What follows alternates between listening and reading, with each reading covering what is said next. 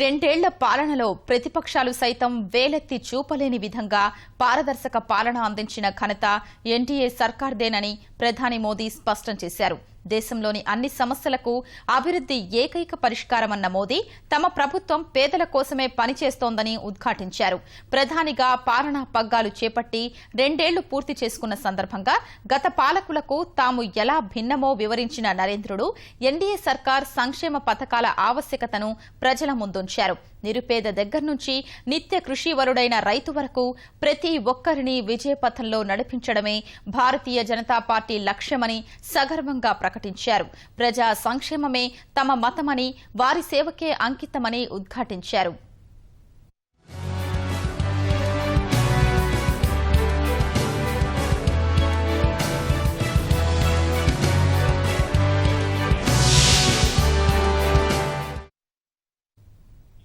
రెండేళ్ల కాలంలో ప్రత్యర్థులు కూడా వేలెత్తి చూపని విధంగా పూర్తి అవినీతి రహిత పాలన అందించామని ప్రధాని నరేంద్ర మోదీ అన్నారు. ఎన్డీఏ సర్కార్ కొలువుదీరి రెండేళ్లు పూర్తయిన సందర్భంగా ఉత్తరప్రదేశ్లోని సెహరాన్పూర్లో నిర్వహించిన వార్షికోత్సవ వేడుకల్లో పాల్గొన్న ప్రధాని ప్రభుత్వం చేపట్టిన కార్యక్రమాల్ని ప్రజల ముందుంచారు.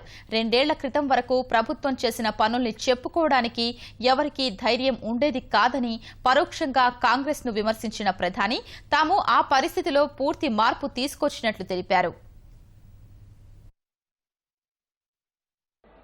यह उत्तर प्रदेश का सांसद आज सर झुका करके अपना हिसाब देते समय मेरे उत्तर प्रदेश वासियों, मैं आपसे पूछना चाहता हूं, क्या कभी भी 2 साल में आपने कोई खबर ऐसी सुनी है कि जिसमें मोदी सरकार ने 1 रुपया खाया हो? पूरी ताकत से बताओ भाइयों, हमारे विरोधियों ने भी कोई आरोप लगाया है, किसी अखबार में छपा है, किसी टीवी ने दिखाया है, आपको किसी ने सुनाया है? भाइयों बहनों, 2 साल पहले किसी की हिम्मत नहीं थी कि लाखों लोगों के बीच खड़ा होकर के अपने हिसाब दे सके और जनता से पूछ सके. ఎన్డీఏ రెండేళ్ల పాలనలో రాష్ట్రాలు, స్థానిక సంస్థలు, గ్రామ పంచాయతీల్ని ఆర్థికంగా పరిపుష్టం చేసేందుకు అనేక చర్యలు తీసుకున్నామన్న ప్రధాని ఈ చర్యలతో పేదల బతుకులు మారాయని వివరించారు. కేంద్ర పన్నుల్లో రాష్ట్రాల వాటాను పెంచిన విషయాన్ని గుర్తు చేసిన ప్రధాని ఇవి ఎంతో సాహసోపేతమైన నిర్ణయాలని వివరించారు. हमारी कोशिश रही है कि राज्यों को ताकतवर बनाएं, हमारी कोशिश रही है कि राज्य सरकारें भी जनता जनार्दन की भलाई के लिए काम करें. पहले एक जमाना था, भारत का जो खजाना होता था उसमें से 65% धन दिल्ली सरकार के खजाने में हुआ करता था और 35% धन राज्यों के खजाने में हुआ करता था. मैं भी राज्य का मुख्यमंत्री लंबे अरसे तक रहा हूं. मैं राज्यों की तकलीफों को जानता था और इसलिए हमने आकर के सबसे बड़ा निर्णय किया. अब दिल्ली के सरकार के खजाने में 35% रुपया रहेगा और 65% रुपया राज्यों के खजाने में रहेगा. ये बहुत बड़ा निर्णय राज्यों को ताकत देने के लिए किया. इतना ही नहीं, नगर पालिका हो, महानगर पालिका हो, पंचायत हो, ग्राम पंचायत हो, उनको भी सीधा अधिकतम मात्रा में धन पहुंचाने का काम दिल्ली में ये नई सरकार ने किया.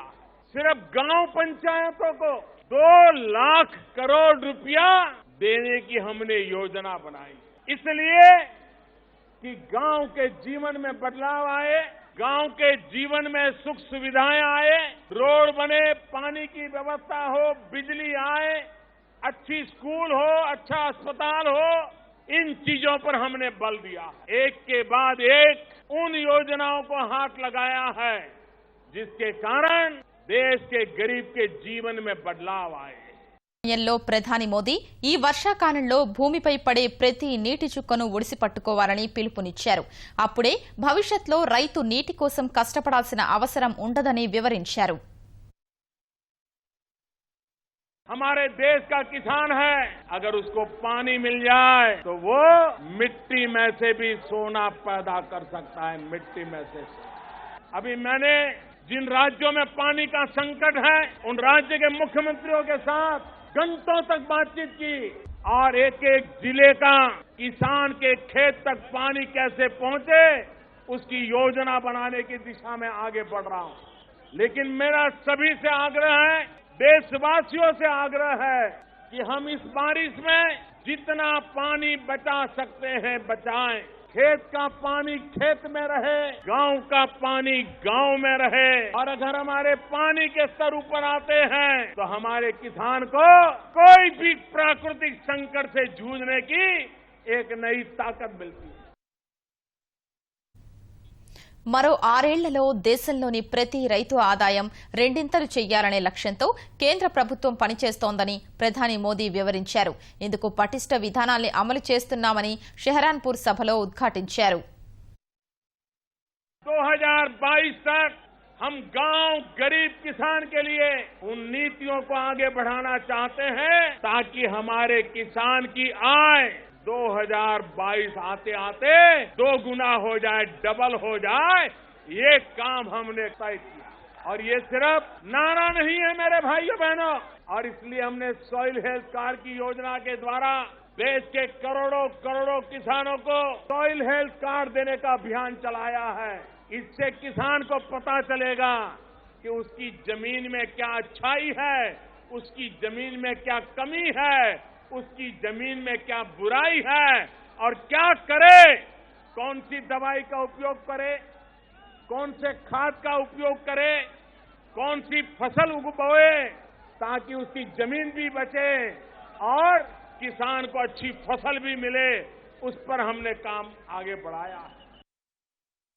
దేశంలో వైద్యుల కొరతను అధిగమించేందుకు కేంద్ర రాష్ట్ర ప్రభుత్వాల వైద్యుల పదవీ విరమణ వయస్సును 65 ఏళ్లకు పెంచుతున్నట్లు మోదీ ప్రకటించారు. ఈ మేరకు త్వరలో మంత్రివర్గ సమావేశంలో నిర్ణయం తీసుకుంటామని వెల్లడించారు. దేశంలో వైద్యులు నెలలో 1 రోజు పేద గర్భిణులకు ఉచిత వైద్యం చేయాలని కోరారు. मैंने डॉक्टरों से प्रार्थना की है, प्राइवेट डॉक्टरों से प्रार्थना की है, हमारी गरीब माताएं प्रसूति के समय कभी कभी अकाल मृत्यु हो जाती है।